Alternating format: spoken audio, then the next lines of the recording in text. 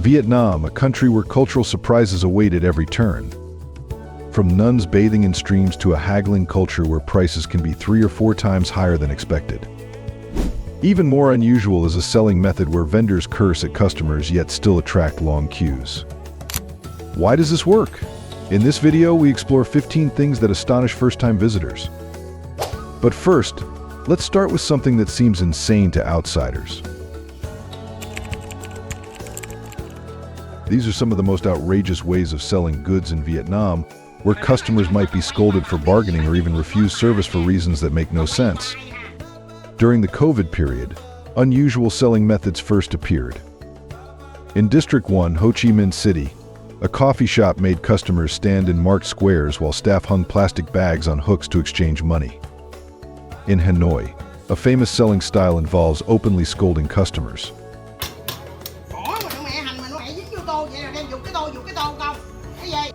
What are you standing there for? Hurry up and order.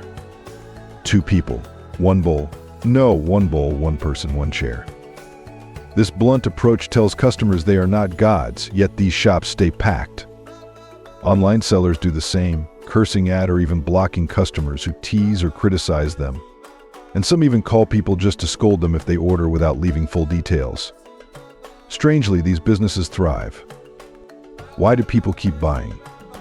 The answer lies in a cultural mindset that challenges typical ideas of customer service, something I'll explain after showing more examples that reveal the deeper pattern. No one can stop the stormy attack of the ninjas, a term for women in Vietnam who cover themselves completely in sun-protective clothing, masks, and gloves when riding scooters. Known as ninja lead, they have become infamous in Vietnamese traffic culture. Their signature driving style includes cutting across lanes without looking, stopping suddenly at green lights, signaling right but turning left, or even parking in the middle of the road to answer a phone call. They somehow managed to collide with stationary cars parked long before they arrived, defying logic and frustrating everyone around them. This phenomenon extends beyond women. A viral case showed a man transporting a large object by having his passengers sit on it as a makeshift support, until one bump sent the passenger sliding off the scooter. Yet despite the chaos, Vietnam's traffic fatality rate per capita is lower than in many countries with stricter rules.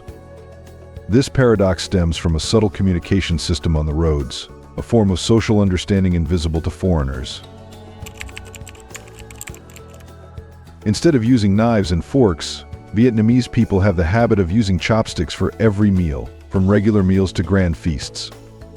For Vietnamese people, using chopsticks is not just a tool to pick up food, it's also a way to show care and share in a delicate manner. Almost every time a meal starts, especially during feasts, before picking food for themselves, they often use clean chopsticks to pick and offer food to everyone around the table. Similar to many other East Asian countries that use chopsticks, such as China and South Korea, besides avoiding pointing chopsticks directly into a bowl of rice, which is considered impolite. Vietnamese people also refrain from tapping chopsticks on bowls or other objects to make noise while eating. They believe this may attract hungry ghosts and create disturbances. Moreover, refraining from tapping chopsticks is a sign of good manners that Vietnamese people highly appreciate. Traditional Vietnamese chopsticks are typically round and untreated, without paint or decoration. The tips of the chopsticks are also usually not too pointed. In the north, chopsticks are often made from bamboo, while in the south, they are commonly made from coconut wood. Enjoyed the video? Before we continue, don't forget to ring the bell, share it with your friends, and hit that subscribe button if you haven't yet. It truly helps me out, and I promise to bring you even more awesome content. Haggling in Vietnam is crazy, and if you don't understand this system, you'll end up paying tourist prices that are sometimes 5 times higher than what locals pay. Locals will try to make a higher profit from you if you're not familiar with the prices and cannot negotiate when making a purchase. Perhaps many people have never bargained before coming to Vietnam, but once you're here, you'll realize that some people even pay 3 times less than the initial price. Haggling isn't that difficult because people want to sell their goods. Some might not haggle and then complain that they were cheated because the actual value of the item wasn't that high. Usually you might end up paying slightly more than the locals even after bargaining, but that can be acceptable. So what can you do to negotiate the price and buy what you like at the market? First, never let people see that you want something to the point that they immediately realize it. Be comfortable and offer a price that is 30% lower than the original price, and finally accept a price around 15%. This is not just about getting a better price. It's a social bonding ritual that establishes respect and a relationship between buyer and seller. When you haggle properly, you're participating in a cultural dance that has deeper meaning than the transaction itself. While taking a nap in many countries may be considered odd or lazy, in Vietnam, napping is quite common, and this practice is now being studied by productivity experts worldwide because of its surprising benefits. For newcomers, it might be surprising to see colleagues bringing blankets and pillows to take a nap right on the office floor during lunch break. The offices that are typically lively suddenly become silent about 20 minutes after lunch. People take advantage of this time to doze off on their chairs with their heads on their desks or lying on mats on the floor. However, Vietnam is not the only country with this culture. Afternoon siestas are a tradition in many regions with hot climates worldwide, including southern European countries like Spain and Italy. In these countries, working hours are adjusted to the hottest parts of the day. In reality, napping is beneficial for health. Some studies even suggest that the passing rate from heart disease is lower in the Mediterranean region compared to the United States and Northern Europe, partly due to the potential role of siestas in releasing daily life stress. But what makes Vietnam's nap culture unique is how it's integrated into the modern workplace and how it reflects a broader philosophy about work-life balance that's now influencing global business practices.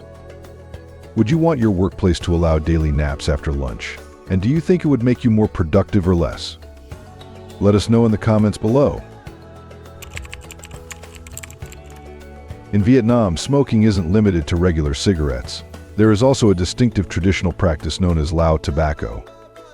This form of rustic tobacco has been part of Vietnamese culture for centuries, carefully passed down through generations. In rural communities, it was once common for nearly every household to own a tobacco pipe, making it an integral part of daily life. What makes lao tobacco truly remarkable is that the entire process, from growing and processing to trading and smoking, is deeply rooted in Vietnamese tradition and rarely found elsewhere. Today, if you stop by a sidewalk tea stall, you will likely notice one of these iconic pipes in use. The experience involves taking a single, deep inhale that produces a resonant sound, and for newcomers, the sensation can be surprisingly intense, sometimes even leaving them momentarily lightheaded. The tradition of mountain girls bathing in streams may seem unusual at first, but it is a valued cultural practice in many highland villages of Vietnam. In regions of the Northwest and Central Highlands, people have long believed that soaking in these streams helps ease illness. The water is clean, flowing directly from rocky ravines without turbidity or odor. Each afternoon after farm work, girls head to the stream in traditional bathing dresses to wash off dust and relax. These outfits are discreet yet elegant, highlighting their charm without being revealing. The scene of girls chatting, washing their hair with aromatic leaves, and enjoying the cool water feels timeless. Their hair remains shiny and healthy without salons or spas. This ritual also serves a quiet social purpose. It's a chance for young women to notice potential suitors passing by, and for local men to conveniently happen to walk past, sneaking glances as part of a subtle courtship tradition that has lasted for centuries. Today, this custom intersects with modern tourism. At Du Gia waterfall in Haggle, with its 6-meter cliff and deep blue water, Western visitors flock to watch and even join, turning the site into a cultural meeting point.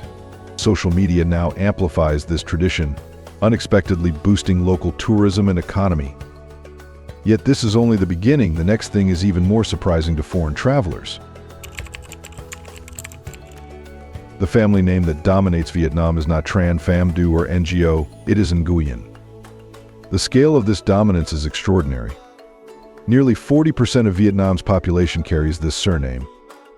The next most common are Tran at about 12% and Ly at about 9%. This means that out of every 3 Vietnamese people, at least one is Nguyen. Globally, around 90 million people share this surname, making it the 3rd most common in the world after Ly and Giang in China. This popularity has led to unusual moments. In 2012, a U.S. high school yearbook went viral, because so many students were named Nguyen that they had to add extra identifiers to tell them apart. During a Southeast Asian Football Championship qualifying round, all 3 goal scorers for Vietnam were Nguyen's, confusing international viewers who thought it might be a single player scoring a hat trick. The origin of this surname's dominance is tied to survival during Vietnam's turbulent history. After the O dynasty collapsed in 1407, its descendants changed their surname to Nguyen to avoid retaliation from the Tran dynasty. When the Mac dynasty fell in 1592, they too changed their name to Nguyen to escape the Le dynasty's persecution. The Nguyen dynasty later became Vietnam's last monarchy, leaving its descendants no reason to change names. This name-changing tradition reveals deep insights into Vietnamese resilience, which connects to the next cultural phenomenon we will explore. Regular buses are too mundane for you? In Vietnam, you can experience sleeper buses, and this innovation reveals something brilliant about Vietnamese problem-solving that other countries are now trying to copy. Sleeper buses are an excellent mode of transportation throughout the country, as they are affordable and provide a certain level of comfort. It's quite ingenious when you think about it. However, if you board a sleeper bus, remember to bring warm clothing because the air conditioning is usually at an insanely low level. Essentially, they purchase regular buses, remove all the seats from the inside, and customize them to become sleeping beds. It's quite comfortable for shorter individuals, but if you're taller and not a fan of air conditioning, it might not be the most enjoyable experience. Tickets for a sleeper bus are very affordable, and you can practically travel half the country for around $20. Also, always opt for night journeys to save on accommodation costs, as you can have a good night's sleep on the sleeper bus traveling through different provinces and cities. Pajamas or loungewear are usually only worn at home or when going to bed. However, when you come to Vietnam, you will see people wearing pajamas all day, selling pho in pajamas, walking in pajamas, and sometimes even going on dates in pajamas. This is not just for middle-aged people. Young people also love to wear casual clothes outside. This is completely different from other countries, where people consider going out to require elaborate and fancy attire, even when throwing away garbage, to respect others. But the Vietnamese approach reveals something profound about social priorities that challenges Western assumptions about public presentation. Due to Vietnam's hot climate, the fabric used for making sleepwear is very soft and cool, so people love to wear this type of clothing at home, even when going out for shopping or other activities. The second reason why people in Vietnam consider wearing sleepwear outside of normal is that even though sleepwear is designed to be worn when going to bed, it has the form of a long-sleeved shirt and long pants. Logically, wearing sleepwear outside doesn't reveal anything inappropriate or offensive. Therefore, besides wearing it incorrectly, people can still wear sleepwear outside. So the next time you see many women selling street food wearing this type of outfit, don't be too surprised. I thought traffic in Beijing was terrible, but those cities are nothing compared to Hanoi or Ho Chi Minh City, where there are millions of motorcycles on the roads. According to the Vietnam Motorcycle Manufacturers Association, by the end of 2022, the total number of motorcycles in Vietnam reached around 72 million, with roughly 2 motorcycles for every 3 Vietnamese. So sidewalks have become parking spaces, forcing pedestrians to walk on the road. This results in a mix of pedestrians, cars, motorcycles, bulky cargo carrying bicycles, buses, and containers sharing the same space. People seem to navigate through the chaos, honking not necessarily to warn others, but more as a way to announce their presence. Surprisingly, this method of movement is effective, as there are very few accidents on the roads. Sometimes, people continue moving even when the traffic lights are red or green, leaving tourists unsure of when to cross the road, especially during rush hours. You wouldn't want to step onto the road, as the traffic situation is truly dreadful. This apparent chaos operates on a sophisticated communication system based on predictable patterns and mutual understanding. The honking, the weaving, the seemingly random movements all follow unwritten rules that create a flow system more efficient than rigid traffic enforcement. If you think your school hours start early, in Vietnam, school starts even earlier. In Vietnam, elementary school students must be present before 7:15 a.m., secondary school and high school students before 7 a.m., and university students before 6:45 a.m. If you bring a backpack to Vietnam for a certain period long enough to immerse yourself in the local culture, don't miss the opportunity to visit any elementary school. You will see Vietnamese students yawning cutely every early morning, then exercising together on the schoolyard in a very sleepy and drowsy state. But there's a deeper reason for this early start time that connects to Vietnamese philosophy about discipline, community, and maximizing daylight hours. This approach is now being studied by education systems worldwide because of its unexpected benefits on student performance and social cohesion. What time did your school start when you were growing up, and do you think starting as early as 6:45 a.m. would help or hurt students? Let us know in the comments below. Located in Phong Nha Bang National Park, Quang Binh Province, Vietnam's Son Doong Cave, with a length of about 8.5 kilometers, a width of 180 meters, and a height of 150 meters, is the world's largest cave. This cave offers thrilling opportunities for those passionate about exploration, but what's inside will blow your mind. Son Doong Cave has a total length of nearly 9 km and a vast cave ceiling with a volume of up to 38.5 million cubic meters, making it the largest natural cave in the world. The volume of Son Doong Cave is more than 5 times that of Deer Cave in Malaysia, previously considered the world's largest natural cave with a volume of 9.5 million cubic meters. What makes Son Doong Cave especially unique and attention-worthy is its unique internal features. It contains numerous gigantic stalagmites, with some over 80 meters high, harbors a primeval forest growing within the cave, contains an ecosystem, its own weather system, and an endless underground river yet to be fully explored by any explorer. Anyone who has visited Son Doong Cave describes it as entering another world, a masterpiece of nature. But here's what's fascinating. This cave system is so large that it has its own weather patterns, and scientists are still discovering new chambers and ecosystems within it. If you travel to Vietnam during the World Cup, you'll experience an amazing football atmosphere across the country, with people watching matches and wearing jerseys representing teams from around the world. Football in Vietnam has undergone significant changes in recent years, and the teams are playing very well. Whenever Vietnam is playing, everyone stops their work and starts watching the game to cheer for the national team. Even street vendors set up small TVs to broadcast the matches. Driving around the city, you might see people standing in front of shops, watching football, drinking beer and cheering. After the match, there's a tradition called Di Bao, where people wear red shirts, carry national flags, and hit the streets in a literal sense. The atmosphere on the streets changes in seconds, and everyone usually drinks beer, rides motorcycles, cheers, and shouts. It's an incredible feeling to be in the midst of that football frenzy. But what's remarkable about Vietnamese football culture is how it unifies the entire country across all social and economic divisions. During major matches, the usual social hierarchies disappear, and everyone becomes equal in their shared passion. This represents the true essence of Vietnamese community spirit that underlies all the strange and awesome things we've explored today. So there you have it, 15 strange and awesome things that are truly unique to Vietnam.